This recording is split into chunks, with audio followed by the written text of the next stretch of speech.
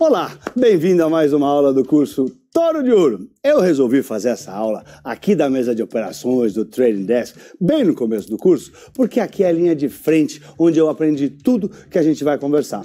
É aqui nas mesas de operações que a gente aplica tudo que eu vou falar, que nós vamos conversar, eu não quero falar que eu vou ensinar. São as coisas que eu aprendi e quero passar. É aqui que os ativos financeiros são negociados, as ações, opções, futuro, dólar, título de renda fixa, cota de fundo, ETF. É aqui que se montam as operações estruturadas, as operações sintéticas que equivalem a outros ativos. É aqui nessas mesas de operação onde as operações de alavancagem para ganhar mais do que você aposta, onde a gente aluga ação para apostar na queda dos ativos, para apostar vendido. É aqui que a gente se conecta com outras instituições financeiras do mundo. É aqui que a gente faz negócio, ou tiramos boleta, como é o jargão do mercado.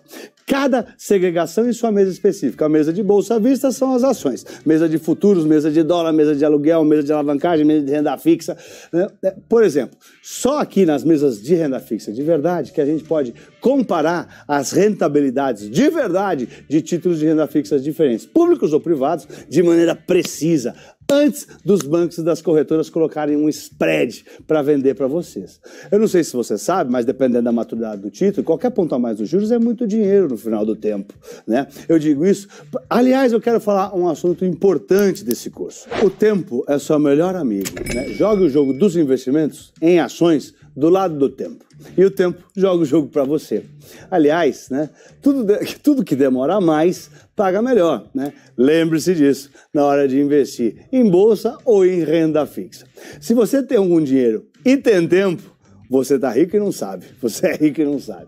Bom, aliás, você só vai realmente entender o valor do tempo nos juros compostos se você estiver dentro desse investimento de juros compostos, esperando e ganhando dinheiro. Senão, como meus avós, um monte de parente meu, a maioria das pessoas que eu conheço, você pode morrer sem entender os juros compostos. Por exemplo, vamos analisar a fórmula dos juros compostos. O valor futuro de um investimento, FV em inglês, né, Future Value, é igual o valor presente, Present Value, vezes 1 mais o juros, que é I, né, elevado ao tempo, que é N, né? O que é, nessa fórmula, onde está a potência da fórmula? É o N, está elevado a N, N é a potência. Então, a única potência que tem nessa fórmula é o tempo. Então, por exemplo, se 1 mais I, vamos supor, dá 3, né, e o N é 2 anos, 2 meses, o que for, 3 vezes 3 é 9. Agora, se o N é 3 vezes 3 vezes 3 é 27. Olha a potência funcionando. Se você esperou 3 anos, vamos supor que você esperou 4 anos. 3 vezes 3 vezes 3 vezes 3 é 81. Como é potência, os investimentos mudam de verdade. Ou seja, jogue o jogo no time do tempo, entendeu? Bom, voltando, foi um parênteses. É aqui na mesa de operação, né, que todos os fundamentos que nós vamos estudar impactam, né, nos ativos, nos índices, nos juros, no dólar, nas ações. Hoje, existem praticamente 630 mil empresas listadas em todas as bolsas do mundo, não sei se você sabia. E a soma de todas as bolsas do mundo é algo em torno de 90 trilhões de dólares. Vamos ver. Deixa eu ver quanto está valendo as bolsas agora. 98 trilhões de dólares é o que vale todas as bolsas do mundo, né? Sendo que os Estados Unidos é quase metade desses 98 trilhões, ou seja, vale quase 100 trilhões de dólares. O resto do mundo é outra metade, tá? Bom, sendo que as empresas listadas da B3 aqui é em torno de 1 trilhão de dólares, tá? Dependendo da cotação do dólar do dia. A maior bolsa do mundo, vamos começar a falar das bolsas, é a NYSE, New York Stock Exchange, que é a de Wall Street, né, que fica em Manhattan, é a mais famosa do mundo, é a bolsa de Nova York, né, Nova York, New York Stock Exchange, tá? Ela faz parte de um conglomerado chamado NYSE Euronext, né, que hoje é sócia de bolsas dos Estados Unidos e na Europa. 1/3 de todos os ativos do mundo são negociados nas bolsas da NYSE Euronext. tá? E isso, só nessa bolsa, aproximadamente, é um pouco mais de 25 trilhões de dólares, em torno de 28 trilhões de dólares. A NYSE foi fundada em 1792, tá? Quando a gente vê na televisão o sino, blém, blém, blém, blém, né? É a abertura, é o fechamento da NYSE, é o sino batendo na vinheta da abertura do Minuto Touro de Ouro ou do Sextouro, aquele bam, bam, bam, né? Representa a NYSE ali, é algo que fascina. Aqui no Brasil, quando eu era garoto, eu trabalhei na BMF Bovespa, era uma sirene, bem, estão abertas as negociações do mercado futuro do BMF Bovespa, alguma coisa assim. Tá. Bom, a Nasdaq, que é a bolsa da tecnologia, é a segunda maior bolsa do mundo, com valor de mercado em torno de um pouco mais de 12 trilhões de dólares se a gente somar todas as empresas. E essa bolsa é a que cresce mais rápido, por ter as ações de tecnologias, Apple, Google, Microsoft, Tesla, Netflix, Yahoo, né? E essa bolsa é mais jovem, ela nasceu em 1971, exatamente para operar ações de tecnologia que não podiam ser listadas na NYSE, na época tinha regras na época que não pode, hoje pode, tá? Por isso que até hoje a Nasdaq ela é reconhecida como a empresa da tecnologia, tá?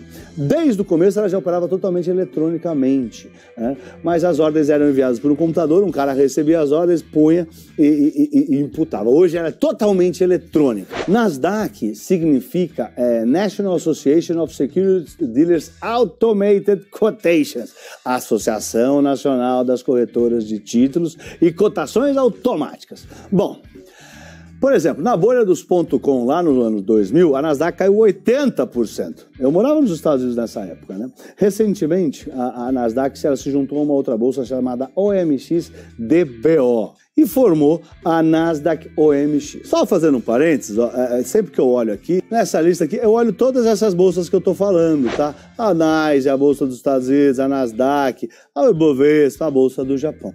A Bolsa de Tóquio, né? Tóquio Stock Exchange, TSE, né, é a terceira maior bolsa do mundo. As ações lá são em torno um pouco mais de 5 trilhões de dólares de valor de mercado. Foi fundada em 1878.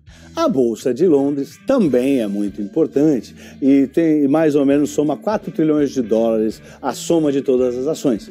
Tem a Bolsa de Hong Kong também, que é uma das 10 mais importantes e também tem uns 4 trilhões de dólares em valor de mercado das ações dela, né? A Bolsa de Frankfurt é a maior da Alemanha, né? A Alemanha é a principal economia da zona do euro e tem uns 2 trilhões de dólares de ação. E ela é importante, claro, porque é a maior economia da zona do euro. Bom, a França, que é a segunda maior economia da zona do euro, também tem uma bolsa lá, mas ela não é tão relevante, tá? Mas é importante. A Bolsa de Xangai é uma das mais jovens do mundo, nasceu em 1990. A nossa bolsa, a B3, é a 13ª maior bolsa do mundo. Nasceu da fusão da BMF Bovespa com a CETIP. E a BMF Bovespa tinha nascido da fusão da BMF, a BMF Bovespa tinha nascido da fusão da BMF com a Bovespa em 2008. Eu trabalhei um tempo no pregão da BMF, lá embaixo. Tenho lindas memórias até hoje, né? A nossa bolsa, ela foi fundada em 1890 pelo senhor Emílio Rangel Pestana. Se chamava Bolsa Livre, né? Foi o embrião da Bovespa. Hoje é uma das principais empresas de infraestrutura do mercado financeiro do mundo e é com um dos maiores valores de mercado também. E joga de igual para igual na qualidade com as bolsas americanas, tá? O principal índice da B3 é o Ibovespa. É lógico que ela tem outros índices, tem lá, sei lá, IBRX, IFIX, fundos imobiliários, tem o ITAG, né? Tem... o ITAG é um índice de empresas que são melhores para os acionistas minoritários. O que mais que tem? Bom, é legal. Vale olhar quais são os principais índices da Bolsa. Cada um tem a sua peculiaridade, é claro. Mas o melhor indicador de desempenho das ações negociadas na B3 é o Ibovespa, né? Mesmo porque reúne as principais e mais importantes empresas do mercado. É a referência do Brasil para o mundo inteiro. Todo mundo olha o Brasil através do Ibovespa. As empresas que têm maior peso nesse índice Ibovespa são a Petrobras, por exemplo, é importante no índice, a Vale, a própria B3, os bancos, né? O Ibovespa, só para vocês saberem, esse índice ele muda a cada 4 meses, porque o objetivo dele é ser um indicador de desempenho das ações e das units com mais negociabilidade, com mais representatividade no mercado de ação brasileiro. Então, né, como algumas ações operam mais do que as outras a cada período, né, a bolsa vai calibrando, né, vai todo trimestre vai mudando, aumentando o percentual de uma ação e de outra. Existem várias regras para mudar o peso das empresas no índice, né, como, por exemplo, sei lá, ser negociada 95% do pregão. Se não for, tem que sair. Ter um volume mínimo total, não pode ser penny stock, entre outras, tá? Não pode ser BDR, não pode ser ADR, tem que ser ação mesmo, né? E não entram, obviamente, BDRs, tá? A B3, a BDR seria alguma empresa que emite as ações aqui, tá?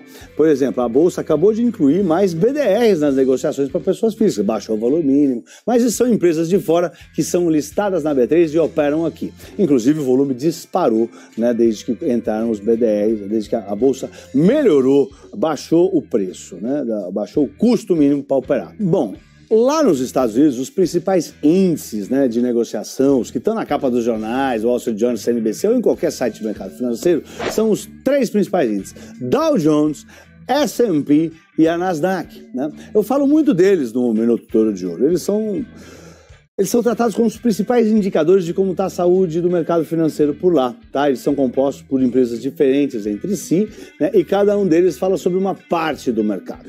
O S&P 500, por exemplo, ou S&P, como a gente chama, ele é composto por 500 empresas.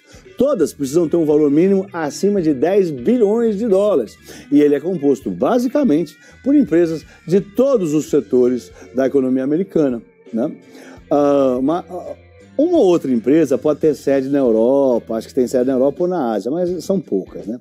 As empresas têm que ser listadas na NYSE ou na Nasdaq para estar no S&P, isso sim. A Standard & Poor's não é uma bolsa, diferente da B3 e do Ibovespa, né? Quem publica o S&P não é uma bolsa, e sim uma empresa especializada, né, em índices para bolsas. Chamava Standards and Statistics. Lançou o primeiro índice, lançou esse S&P em 1923, ou seja, na crash lá de 29 já existia. E depois, nos anos 40, se juntou com uma empresa chamada Poor's Publicações e nasceu o Standard & Poor's. Bom, em 2012, a Standard & Poor's se juntou com a Dow Jones, eles viraram líderes mundiais. Muita gente acha, né, que o índice S&P é mais preciso que o índice Dow Jones, porque o Dow Jones só tem 30 empresas, as 30 maiores empresas dos Estados Unidos, enquanto o S&P são 500 empresas, o S&P 500. Eu também acho, se você quer saber, né, é o melhor indicador, mas a correlação entre o Dow Jones e o S&P é alta.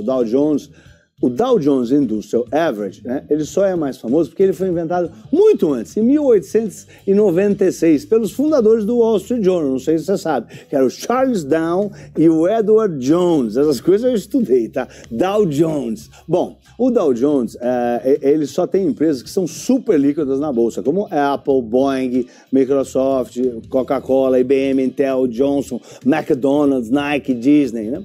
Na primeira publicação dele, que foi lá em 1890, valia $40. Hoje bateu $30 mil. Hoje o Dow Jones é visto como um índice das maiores empresas americanas. E o S&P ele é visto como o que mede mais precisamente a saúde das empresas listadas em bolsa. É claro que se as maiores empresas dos Estados Unidos estiverem mal, a saúde do mercado, da economia, não vai estar bem, né? Já o índice Nasdaq, né, que inclui todas as empresas listadas na bolsa das ações da Nasdaq, 100% das empresas, tá? Ele é conhecido como o índice da Bolsa de Tecnologia. E esses 3 índices influenciam as bolsas do mundo inteiro. Hoje, em condições normais, metade do fluxo da B3 vem do exterior. Então é muito importante o que acontece lá fora. Por mais que a nossa B3 tenha batido recordes atrás de recorde em 2020, inclusive no começo do ano, rompendo a barreira dos 3 milhões de investidores, né, metade do fluxo vem de fora. Então, se as bolsas sacodem por lá, os investidores que investem por aqui, sacode a bolsa por aqui e a gente sente o impacto. E claro, né, os investidores podem tomar decisões de investimento de sacar ou mandar mais dinheiro para cá, tá? Dependendo de como vão as marés dos mercados por lá. Aliás, né, 3 milhões é mais do que o número de investidores no Tesouro Direto. Não sei se você sabe. E a Bolsa caminha a passos largos para chegar a 4 milhões de investidores. O fato se deve principalmente, claro, obviamente, à redução da taxa de juros, à redução da taxa básica de juros, a Selic, que está nas mínimas históricas enquanto a gente está fazendo esse curso. Tá? Isso faz reduzir a rentabilidade dos produtos de renda fixa, os fundos de renda fixa, outras aplicações financeiras de renda fixa e outras que são atreladas a ela, né? Fazendo com que aumente a quantidade de brasileiros interessados em investir em ações. Adicionalmente, né, ademais, né, eu faço parte, a internet popularizou a educação financeira. Eu, com o meu Minuto Econômico, o Minuto Touro de Ouro da Jovem Pan, a gente tenta levar a educação financeira para todas as pessoas físicas do Brasil. Hoje, as pessoas podem se informar online, é uma coisa natural, né? Quando eu comecei, só tinha os sistemas do mercado, aqui, ó, a Reuters, a Bloomberg, né? Eu não sei se você sabe, né? Uma coisa interessante, né? Já existia o WhatsApp quando eu comecei há 25, 30 anos atrás. Já tinha e-mail, já tinha Google de procurar há décadas, desde que eu me conheço por gente. Isso se chamava Bloomberg. Foi daqui que eles inventaram isso. Eu não acreditava. Eu passava na rua e eu pensava, as pessoas não sabem que tem um sistema para a gente conversar através de telefone. Não sabem que tem um sistema que eu envio mensagem e o cara recebe lá na Europa. Isso eu estou te falando há 30 anos atrás. Bom, a Bloomberg, junto com a Refinitiv Reuters, são os sistemas mais inovadores do planeta e mais usados do mundo também. Era incrível, tá? Era tudo muito parecido com o que é hoje, mas há 30 anos atrás. Hoje, as pessoas podem se educar online, né? Mas é preciso, obviamente, saber filtrar o que você está vendo. Para você entrar na Bolsa, é preciso cautela. Então, filtre o que você está lendo. Eu falo em poupar em ações o tempo todo, porque, na minha opinião, é a melhor poupança do mundo. Não especular, tá? Poupar, você tem que lembrar, é devagar, é todo mês, é um pouquinho, é o cofrinho, né? Isso é poupar. E não pegar 10, 30% do seu patrimônio e botar lá, isso é especular. Se você botar 30% do seu patrimônio na bolsa, você acha que a bolsa vai subir. Isso é especulação. E para especular, você tem que ser nível avançado de bolsa, né? Não estou dizendo que não pode especular, mas tem que ser nível avançado. Outro catalisador, né, para a entrada de investidores na bolsa, claro, foi o bom desempenho da bolsa brasileira nos últimos anos, né? 2020 foi bem volátil, né? Foi um ano atípico, foi tenso, mas no começo do ano deu touro de ouro, deu máxima histórica. A B3 também teve o melhor desempenho do ano, né, em 2018, né? Entre todas as bolsas do mundo, foi muito bom o desempenho. 2019 foi repleto de máximas históricas, né, que eu chamo de touro de ouro. Touro de ouro representa a máxima histórica de um ativo, quando ele chega a um patamar que nunca tinha atingido antes, é o maior preço que tem. Mesmo 2020, né, sendo uma exceção devido ao coronavírus, novembro foi um dos melhores meses da sua história, né? Teve acho que quase 16% de alta, foi a maior alta mensal desde 1999, foi o melhor novembro desde 2016, foi algo muito forte. Entrou recorde de mais de 30 bilhões de reais de investimento estrangeiro em novembro de 2020. Foi touro de ouro no investimento estrangeiro, nunca tinha entrado tanto dinheiro em real para cá, né, no Brasil, na B3, na Bolsa Brasileira, como em novembro de 2020, ali foi o recorde. E é claro, né, que isso também atrai cada vez mais investidores, nacionais e estrangeiros, empresas, todo mundo olha e fala, caramba, cara, entra dinheiro sem parar de estrangeiro, a bolsa sobe, né? Tirando 2020, que foi muito turbulento. Bom, e não é só o fluxo de investidores que aumenta na bolsa brasileira, o número de empresas listadas também está aumentando. Com a queda forte dos juros, né, a redução de oferta de crédito no BNDES, o desenvolvimento do Brasil, a evolução e a modernização da própria B3, o futuro, para mim, parece brilhante para a Bolsa. A B3 está sob o comando de um grande executivo chamado Gilson Finkelstein, né? Ele é um executivo que ele é oriundo da iniciativa privada, é um grande profissional, tá? E a onda das ofertas públicas das empresas locais vai trazer mais desenvolvimento para a nossa economia, né? Os estudos mostram que a quantidade de empresas que pode ser listada na Bolsa nos próximos 10 anos pode mais do que dobrar. É muito. Eu acho que vai mais, tá? Particularmente. Não vem ao caso minha opinião, mas acho que vai mais. Aliás, mesmo com a pandemia do coronavírus, o segundo semestre de 2020 foi lotado de IPO, de empresa listando, abrindo capital, né? Muitas empresas abriram capital, né, na Bolsa. A entrada de milhões de pessoas na Bolsa é muito importante para o Brasil, não sei, vamos falar sobre isso. As bolsas mundialmente, elas são instrumentos, são mecanismos propulsores de industrialização dos países. A B3, as bolsas, são entidades que permitem que as empresas venham captar dinheiro, para captar recursos das pessoas físicas, como eu, como você, né? As empresas vendem um pedacinho da sua empresa para a gente, é isso que acontece. Do nosso ponto de vista, a Bolsa é um lugar onde a gente pode comprar ações que são negociadas lá, a gente pode comprar pedaços de empresas com segurança, né, com liquidez, eu vou poder vender quando eu quiser, no preço justo, né, porque está todo mundo ao mesmo tempo lá. Além disso, de vez em quando, a gente pode comprar uma empresa que vai ser lançada, né, ou melhor, que vai lançar suas ações por lá, vai vender um pedacinho pela primeira vez, é o chamado IPO, né? Para a empresa é outra coisa, é um outro ponto de vista. Para a empresa é bom porque ela capta recursos para investir no seu negócio num preço muito mais atrativo e acessível do que seria, por exemplo, pegar um empréstimo no banco, né? Ou seja, para nós é bom porque a Bolsa, a B3, dá a oportunidade da gente ser sócio de uma empresa que pode trazer resultados muito melhores do que a rentabilidade dos produtos tradicionais dos bancos, tá? E até nas corretoras, nos CDBs, os fundos, CRI, CRA, LCI, tudo isso, né?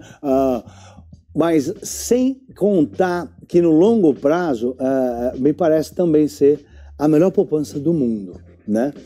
Pensa comigo, se não tivesse, falando da Bolsa, né? Se não tivesse nenhum investidor na Bolsa, nenhuma empresa podia vender as ações, não ia ter para quem vender. Para que você vai vender as ações se não tem ninguém para comprar, né? Se tiver pouca gente na Bolsa, as empresas vão poder vender só um pedacinho do seu negócio e para levantar dinheiro para reinvestir. Sempre lembrando que essas empresas a gente não ia poder investir aí não, se não fosse só um pedacinho pequeno.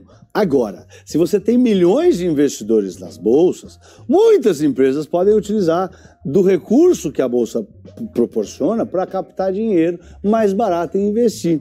E é também por isso que, com tantas empresas, é por isso também que tantas empresas estão abrindo capital na Bolsa, né? Porque tem muita gente investindo lá. E é por isso que a gente tem que estar mais atento do que nunca, analisar as empresas mais profundamente do que nunca. A gente tem que ser garimpadores de ações. Porque é claro que se lançarem um monte de empresas, algumas empresas não vão ser tão boas. Então, ao ser garimpador, minerador de ação, você tem que procurar empresas que possam vender o seu produto ou o seu serviço em escala, empresa que possa pagar dividendo. O próximo capítulo é sobre dividendos, eu vou falar, tá? Por que eu gosto tanto de empresas que pagam dividendo, eu falo tanto nos minutos, nas minhas lives, nas minhas entrevistas. Eu vou detalhar no capítulo que vem. Bom, como a gente disse, existem muitos investidores internacionais que operam e investem no mundo inteiro, tá? Todos os mercados, né? E eles estão sempre de olho nessas empresas novas que chegam na Bolsa, nos chamados IPOs que eu falei, que é quando uma empresa vende suas ações na Bolsa pela primeira vez, vende um pedacinho da empresa para se financiar, crescer e entrar na Bolsa, tá? O investidor, tá? Eles, né? Eu, você, né?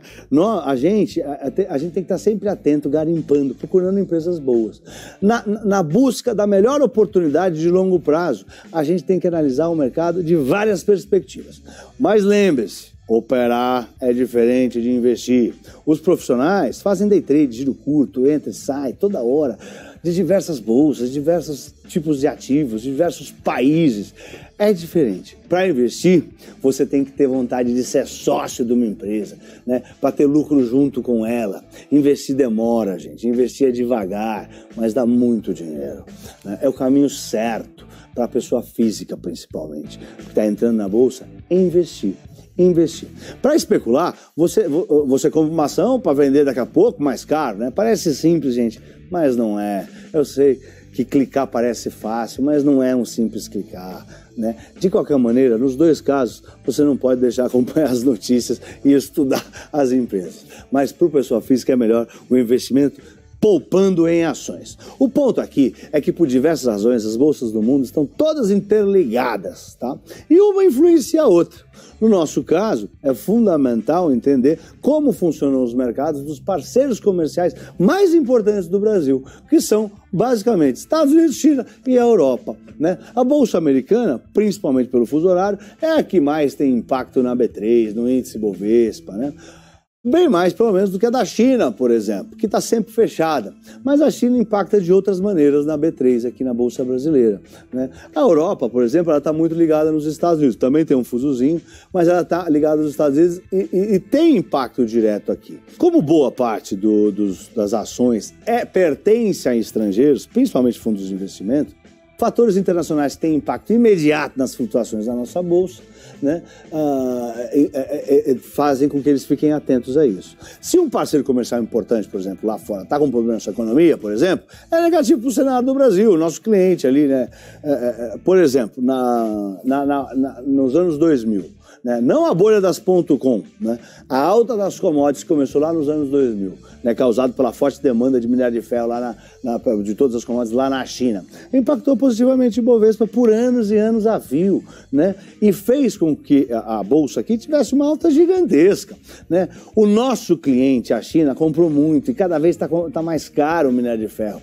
Não é à toa que aquela ação Vale, que chamava Vale do Rio Doce, subiu tanto de preço nesses últimos 20 anos. De novo agora, né, nos anos 2020, no final, está com alta forte. Imagina, quando eu comecei em 1994, o índice da Bolsa valia R$3.000. Em 2000, quando começou o mega ciclo das commodities, estava valendo R$10.000, 10 mil pontos. Hoje, está mais de 100 mil pontos, né?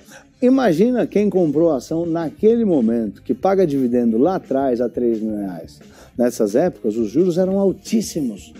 O juro pagava 30%.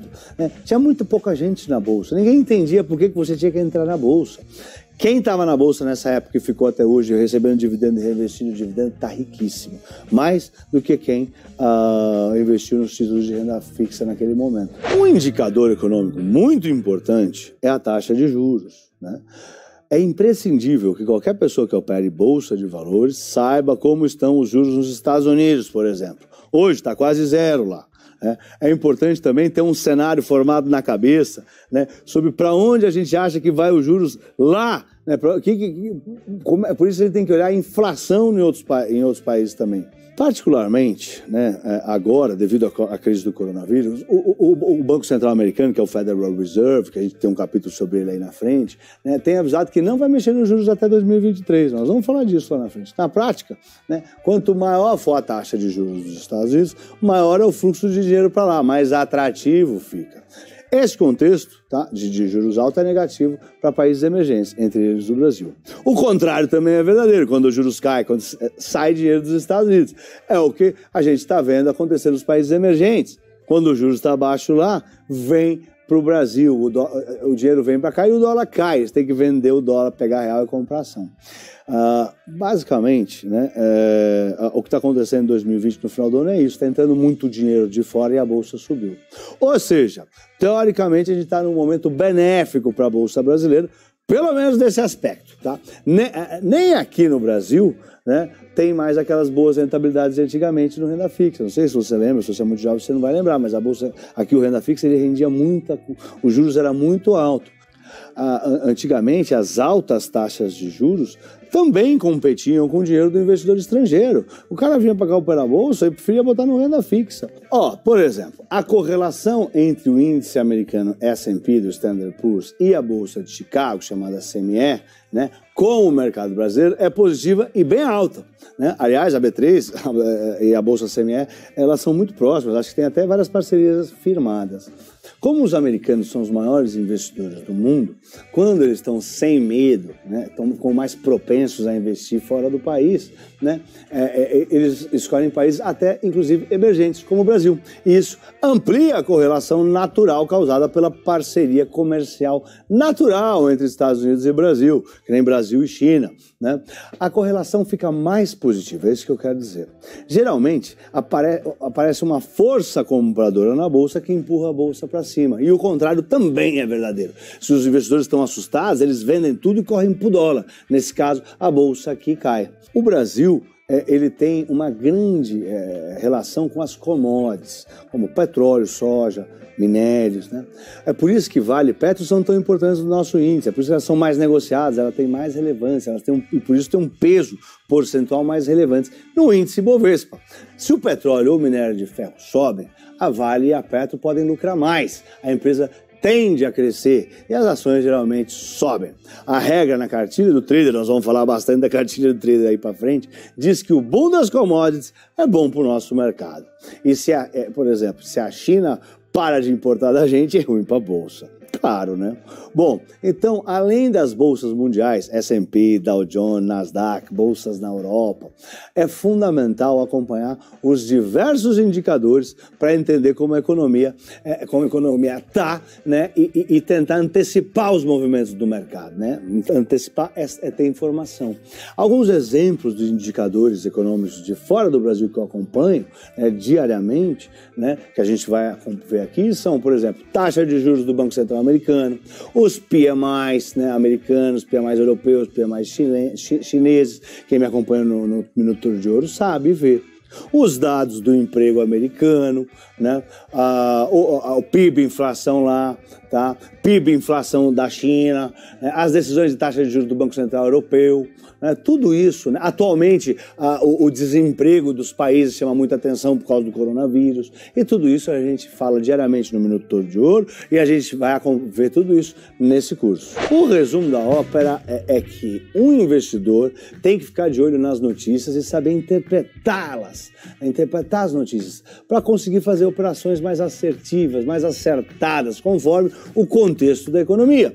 Por exemplo, se o presidente dos Estados Unidos sobretaxar os países emergentes, os investidores americanos se preocupam com o risco, né, e o risco sobe. Tá? E a aversão a risco se instala e o dólar, que é o ativo mais seguro do mundo, sobe, porque todos os americanos se protegem ali, eles vendem os ativos de risco e deixam o dinheiro parado em dólar na conta. E por que o americano faria isso? Por que ele subiria, né, isso aí? Essas são medidas protecionistas, né? Criam uma barreira, um custo adicional para os produtos chineses lá nos Estados Unidos. E isso estimula os investidores lá nos Estados Unidos a produzir produtos equivalentes lá na América, tá? E isso é mais uma pressão na calibragem da economia do que algo grande, mas acontece e gera apreensão, né? Eles querem gerar mais emprego, estimular a economia por lá, a economia local, né? A economia americana. Num caso desses, né? Todos passariam, por exemplo, a ficar de olho no payroll, para ver mais de perto se essa medida que o presidente lá fez teve efeito ou não. Se as empresas, né, se aumentou, se as empresas que fazem esse produto equivalente ao que ele sobretaxou lá no chinês, estão contratando mais ou não, né? A gente fica de olho nos setores que, teoricamente, pode ser beneficiado. A Apple, por exemplo, né, ela poderia ser beneficiada. Né? A gente pode olhar lá no payroll se a parte desses funcionários foram contratados no relatório do emprego americano, que a gente vai ter um capítulo só dele mais para frente. Então, fazer um apanhado das notícias mundiais todo dia, né, é fundamental. Eu faço isso há mais de 25 anos. Né? Vale acompanhar o Minuto Touro de Ouro na Jovem Pan. É bem completo e de uma linguagem simples, tá? A bolsa, ela é tão importante para mim que falando do Minuto Touro de Ouro, se não tiver, eu nem faço o Minuto Touro de Ouro, tá? Eu folgo. É o único momento que eu folgo, aliás, é quando não tem bolsa. Bom, antes da bolsa abrir aqui, eu já olho todas as notícias, de todas as praças que são importantes, que essas praças que nós estamos falando, né? Europa, China, Japão, Estados Unidos, para fazer uma análise. Né? Às vezes, uma bolsa que não afeta aqui pode afetar os Estados Unidos e, por tabela, né, indiretamente afeta aqui. E é claro que também eu olho como está o dólar, através do índice do dólar DXY, vai ter um capítulo só sobre essa cesta de moedas chamada DXY, né? Eu olho os rendas fixas nos Estados Unidos, as Treasuries, que nós vamos ver, vai ter um capítulo das Treasuries, tá? Bom, geralmente, né, o Ibovespa tende a seguir as bolsas americanas, mais do que outras bolsas. Mas é óbvio que isso não é uma regra, é apenas uma correlação positiva alta. Às vezes não dá, né? Às vezes, dependendo do assunto, uma queda na Europa pode ter forte impacto aqui. A China também, por mais que está fechada, de repente o PIB lá veio forte, eu sei lá. Inclusive, né, geralmente eu dou entrevistas para os principais veículos de informação, veículos de notícia aqui no Brasil, quando isso acontece, né? Ou quando isso não acontece. Por exemplo, sei lá, a Bolsa dos Estados Unidos está subindo e aqui está caindo, todos os jornalistas me ligam para entender o que está acontecendo. Por que a Bolsa dos Estados Unidos está subindo e aqui está caindo? Ou seja, né, a Bolsa de Nova York está em alta, reflete o aumento do ímpeto dos americanos por investimentos de maior risco. Por isso a Bolsa sobe, eles compram as ações, né?